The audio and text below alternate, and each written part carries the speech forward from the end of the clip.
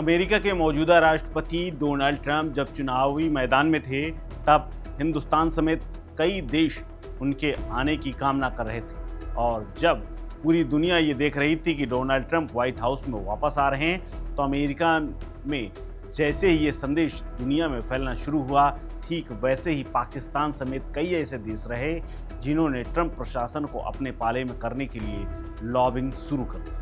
इसके लिए पाकिस्तान ने पिछले साल नवंबर में वाशिंगटन में स्थित एक मजबूत प्रभावशाली कंपनी को कॉन्ट्रैक्ट दे दिया था। इसका मकसद ट्रंप के प्रशासन में पाकिस्तान की बात को मजबूती से रखना था। द संडे गार्जियन की एक रिपोर्ट ये दावा करती है कि पाकिस्तान ने पिछले साल नवंबर के महीने में ट्रंप प्रशासन में अपनी बातों को परोसने और अपने काम निकालने के लिए कम से कम 13 लॉबिंग फर्मों को काम पर रखा था। द गार्जियन ने यह भी कहा है कि अप्रैल और मई के बीच में समीक्षा की गई तो रिपोर्ट के आधार पर इसका खुलासा किया है कि आखिरकार पाकिस्तान इतने करीब कैसे पहुंच गया और कैसे डोनाल्ड ट्रंप अब भारत के खिलाफ एक के बाद एक कई बयान देते हुए नजर आ रहे हैं। यहां तक कि डोनाल्ड ट्रंप ने ही जब भारत पाकिस्तान को युद्ध के मैदान में पीट रहा था, तो डोनाल्ड ट्रंप ने सामने आकर के सीज फायर का ऐलान कर दिया था। लिहाजा सवाल उठ रहा है कि क्या भारत ने पाकिस्तान की अमेरिका में मजबूत होती स्थिति को आंकने में बड़ी गलती कर दी है? क्या उसी का असर ऑपरेशन सिंदूर के दौरान देखने को मिला है? दरअसल गार्जियन की रिपोर्ट कहती है कि पाकिस्तान ने वाशिंगटन स्थित इन लॉबिंग एजेंसियों के जरिए आधिकारिक तौर पर कई समझौते किए, जिसका मकसद चीन अमेरिका संबंधों में पाकिस्तान के लिए संतुलन बनाना, कारोबार, क्षेत्रीय जियोपॉलिटिक्स में पाकिस्तान की बातों को आगे रखना और पाकिस्तानी हितों की रक्षा करने समेत तमाम मैसेज डोनाल्ड ट्रंप के प्रशासन को मैनेज करने के लिए लगे हुए थे। यानी दावे के मुताबिक पाकिस्तान जानता था कि ट्रंप प्रशासन आने वाला है और उसके बाद भारत और पाकिस्तान के बीच में कुछ अगर ऊंच नीच हुई तो कम से कम अमेरिका का लाभ ले सकता है। और इसीलिए वो आज ऐसी स्थिति में है कि अमेरिका में भारत से ज़्यादा मजबूत स्थिति पाकिस्तान की, क्योंकि पाकिस्तान की इन एजेंसियों ने ट्रंप प्रशासन में अच्छा खासा होल्ड कर रखा है। लिहाजा उसने पहले से ही काउंटर स्ट्रेटजी तैयार कर दी थी और उसके बाद हम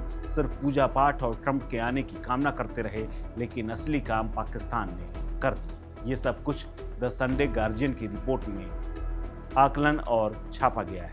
इसके अलावा ट्रंप प्रशासन में पाकिस्तान ने कैसे घुसपैठ की, इसका भी विस्तार से लिखा गया है। द संडे गार्जियन की रिपोर्ट कहती है कि पाकिस्तान और वाशिंगटन स्थित लॉबिंग एजेंसियों में सबसे पुराना समझौता अक्टूबर 2024 का है, जिसमें टीम ईगल कंसल्टिंग टीम एक ये है जिससे कॉन्ट्रैक्ट हुआ। इसी कंसल्टिंग फर्म को इस्लामाबाद पॉलिसी रिसर्च इंस्टीट्यूट यानी IPRI के साथ करीब $1.5 मिलियन का सौदा किया गया, जो पाकिस्तान के राष्ट्रीय सुरक्षा डिवीजन में जुड़े हुए एक थिंक टैंक हैं। सबसे हालिया रजिस्ट्रेशन इसी महीने की शुरुआत में चेकमेट गवर्नमेंट रिलेशन यानी LLC की तरफ से किया गया, जो ग्रेस्टोन इन्वेस्टमेंट एंड मैनेजमेंट LCC का प्रतिनिधित्व करता है, जो पाकिस्तान के हितों वाली तमाम काम करता है और दुबई में ये फर्म स्थित है। इसके अलावा जेवलिन एडवाइजर LCC है। इस फर्म को भी डोनाल्ड ट्रंप के पूर्व बॉडीगार्ड कीथ सीलर और ट्रंप ऑर्गेनाइजेशन के पूर्व अधिकारी जॉर्ज ए सूरियल ऑपरेट करते हैं। इनका मकसद अमेरिका में पाकिस्तान के आर्थिक और क्षेत्रीय हितों को बढ़ावा देना है। इस फर्म को पाकिस्तान हर महीने करीब $50,000 देता है। इसके अलावा सेडेन लॉ ये भी एक फर्म है। अप्रैल 2025 से करीब $2 लाख प्रति महीने के कॉन्ट्रैक्ट पर पाकिस्तान के लिए उच्च स्तरीय लॉबिंग को कोऑर्डिनेट करने का काम ये करती है, जिसमें व्हाइट हाउस, अमेरिका की राष्ट्रीय सुरक्षा परिषद और अमेरिकी संसद के प्रमुख समितियों के साथ इसका सीधा संपर्क होना शामिल है। इन एजेंसियों के जरिए पाकिस्तान ने इसी साल की शुरुआत में रिपब्लिकन पार्टी के उन उम्मीदवारों के जरिए ट्रंप की टीम के साथ नज़दीकियां बढ़ानी शुरू कर दी, जिससे राष्ट्रपति चुनाव के दौरान डोनाल्ड ट्रंप का मजबूती से समर्थन किया था। यानी पाकिस्तान ने शुरुआत में ही रिपब्लिकन पार्टी के उन उम्मीदवारों के जरिए ट्रंप की टीम के साथ नज़दीकी बढ़ानी शुरू कर दी थी, जिन्होंने राष्ट्रपति चुनाव के दौरान डोनाल्ड ट्रंप के साथ मजबूती से खड़े थे और उनका समर्थन कर रहे थे। यानी लॉबिंग के लिए पाकिस्तान अमेरिकी एजेंसियों पर करीब $35 लाख हर महीने खर्च कर रहा था। इससे एजेंसी के लोगों के रहने, खाने, ठहरने खर्च समेत कई चीज़ें शामिल हैं, जिसका वहन खुद पाकिस्तान करता था। इसी एजेंसियों के माध्यम से लॉबिंग का ये नतीजा भी है कि पाकिस्तान के आंतरिक मंत्री मोहसिन नकवी ने जब जनवरी 2025 की अमेरिका की यात्रा की थी तो उस दौरान उनके लिए गनस्टर स्ट्रेटजी वर्ल्ड वाइड ने अमेरिकी सांसदों की बैठक का आयोजन किया था। इसके अलावा ऑर्किड एडवर्टाइजर्स के साथ उनका एक अनुबंध भी हुआ था, जिसके तहत स्क्वायर पैटर्न बोगस और रणनीतिक कम्युनिकेशन का आयोजन किया गया था। इसमें अकेले हर महीने करीब $2.5 लाख मिलते हैं। इसके अलावा मई 2025 की तारीख वाले एक कम्युनिकेशन में पॉल डब्ल्यू जोन्स, जो कि एक पूर्व अमेरिकी राजदूत हैं, वह फर्म में अंतर्राष्ट्रीय मामलों के सलाहकार भी हैं।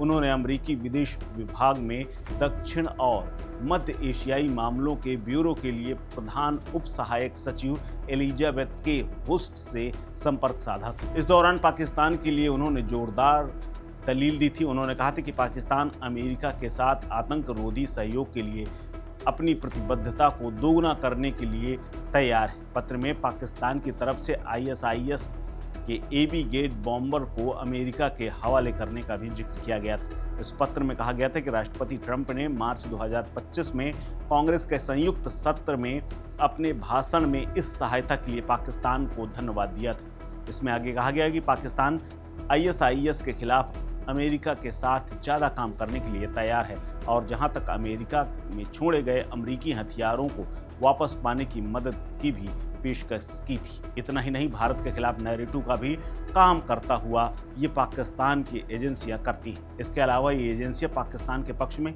भारत के खिलाफ नैरेटिव बनाने का भी काम करती हैं। इसमें भारत को आतंकवाद का शिकार बताने की बजाय पाकिस्तान अमेरिका में भारत को एक हिंदू राष्ट्रवादी दमनकारी ताकत के रूप में पेश कर रहा है और ये नैरेटिव कई अंतर्राष्ट्रीय मंचों तक पहुंचा है। इसके अलावा पाकिस्तान की लॉबिंग के जरिए अमेरिकी प्रभाव का इस्तेमाल IMF जैसे वित्तीय संस्थानों में भी भारत के विरोध को काउंटर करने के लिए किया गया और हाल ही में भारत द्वारा पाकिस्तान के IMF की तरफ से मिलने वाले पैकेज को रोकने की जो कोशिश की गई, उस दौरान भी इसका असर देखा गया। भारत FATF में पाकिस्तान को ग्रे लिस्ट में डालने की कोशिश कर रहा है, लेकिन हर बार असफल रहा है। लेकिन अमेरिकी समर्थन कमजोर पड़ता दिख रहा है, क्योंकि उसके पीछे भी पाकिस्तान का लॉबिंग नेटवर्क प्रभावशाली ढंग से अमेरिका में अपना पक्ष रखता है। भारत के geo strategic expert Brahma Chelani भी इस बात का जिक्र कर चुके हैं और बता चुके हैं कि कैसे डोनाल्ड ट्रंप के पिछले संकेतों को नज़रअंदाज करना भारत को भारी पड़ रहा है और इसीलिए अमेरिका भारत से ज़्यादा पाकिस्तान के हितों का ख्याल रख रहा है, खासकर डोनाल्ड ट्रंप के जमाने में। फिलहाल इस खबर में इतना ही। अपडेट्स के लिए बने रहिए वन इंडिया हिंदी के साथ। नमस्कार। Subscribe to One India and never miss an update.